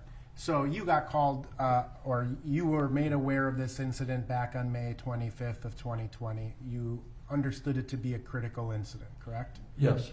And it is Minneapolis Police Department policy to turn over the investigation of any critical incident, or the majority of critical incidents, we should say, to the Bureau of Criminal Apprehension, right? Yes. And that is to avoid any potential conflicts between the involved officers, right? Yes, that's right. And so your role, you heard this call came out, and you kind of self-assigned to show up here? Yes. And you did that because you wanted to make sure the scene was secure, right? Yes. To make sure that the officers who had responded to the scene were doing the things that they should be doing in connection with a critical incident. That's correct. Such as roping off or tying off the tape, or taping off the scene, I should say, right? Putting up crime scene tape? Yes. Yes. Not permitting citizens to come wandering through the scene, right? Yeah. Canvassing the area, I think you said. And ultimately, your role in this particular case was limited to a couple of hours of time, making sure those things were done, and until BCA agents arrive and you handed off the scene, right? Yes, that's correct. All right. And it was not until later that you were asked to review the body-worn cameras of the officers and consider the use of force, right? Yes. And it would not be within your normal role or job duties to do such a use of force analysis, right? That's correct. I have no further questions. Redirect?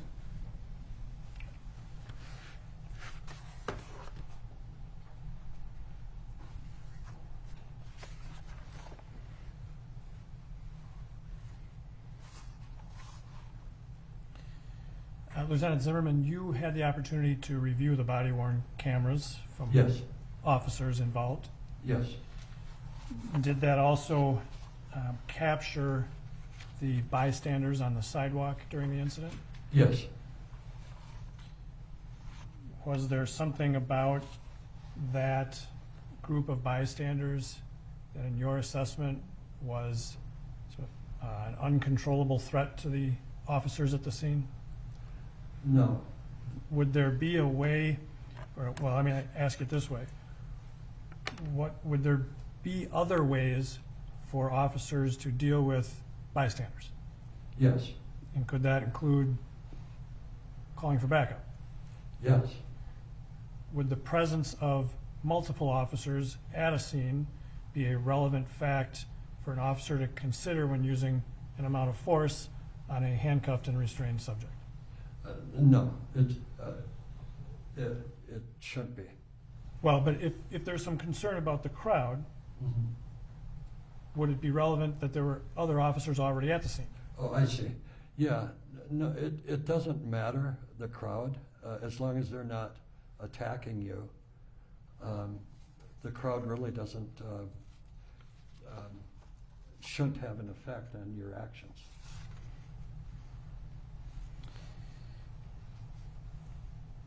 You were asked if the use of force training has changed over time. Yes. Okay. But you still get the most up-to-date training every year when you go to the use of force training. I do, yes. And you were asked about, has the academy changed since you went to the academy? Yes. And you haven't been through the academy since then, correct? Right, yeah. But you have some familiarity with how the academy trains new officers. Absolutely. And do you think that academy training provides appropriate training for officers? Yes, it should. And would provide the most up-to-date training on the use of force for Minneapolis officers that take the academy type training? Yes.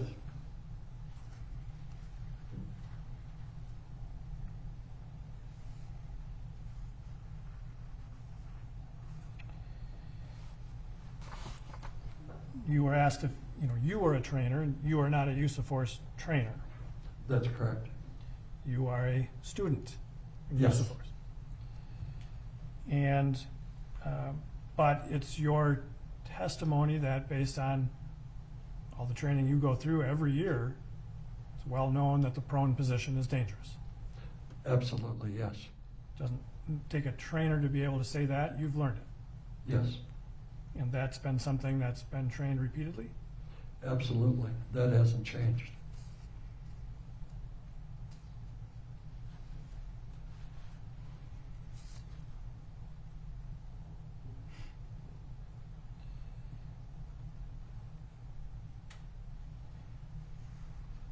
You were asked about the critical decision-making model.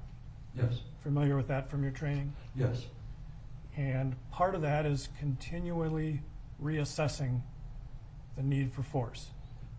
correct. It's a fair statement? Yes, And so that would include reassessing the location, yes, the tactical advantage, yes, conceal and cover, yes, scene security, yes, security and scene, yes, or security of the scene, yes, medical distress of the person restrained, yes,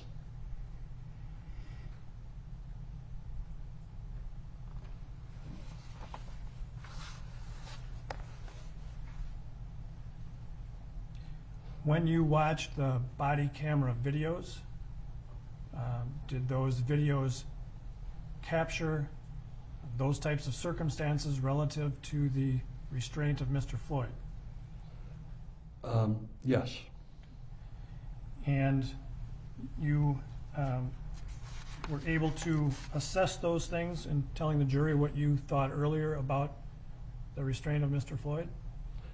I am. When you watched those videos, at some point during the restraint, did you see Mr. Floyd kicking the officers? No, I didn't. It may have happened initially, but after that, did you see any kicking? No, none.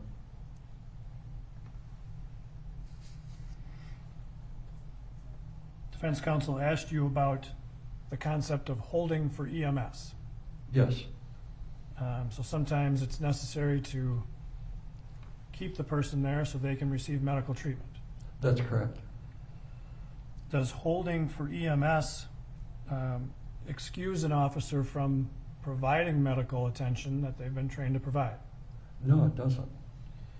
Does holding for EMS excuse officers from continuing to use this decision-making model about the use of force?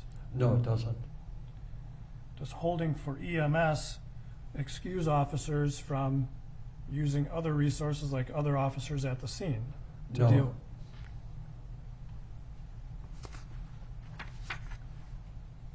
You were asked about handcuffs. If handcuffs are not properly locked, can they tighten? Yes. Can they loosen? I'm sorry? If they're properly connected, can they loosen? Mm-hmm. They can come open. But if they're locked, can they still tighten? That's right. If they're not, I think the term is double locked. Right, yes. And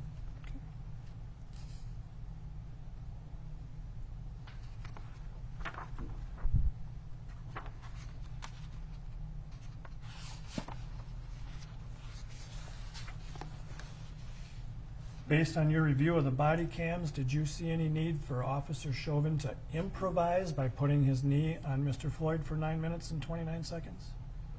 No, I did not. I have nothing further, Your Honor. Any requests? All right. Thank you, Lieutenant. You may step down. Counsel sidebar?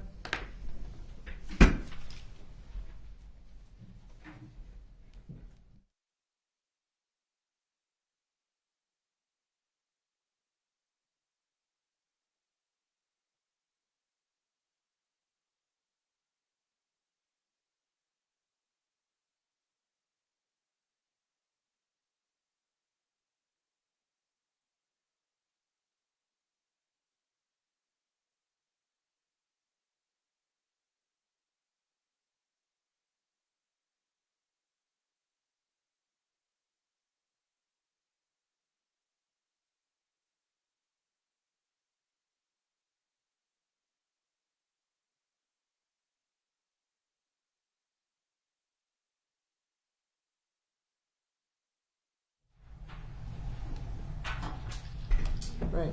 Members of the jury, that's going to do it for today. So we're going to release you, adjourn for the day, and return hopefully to start 9:15 on Monday. We have a motion before that we have to deal with, so it might be 9:30. But let's shoot for 9:15. All right? Thank you. Have a good weekend.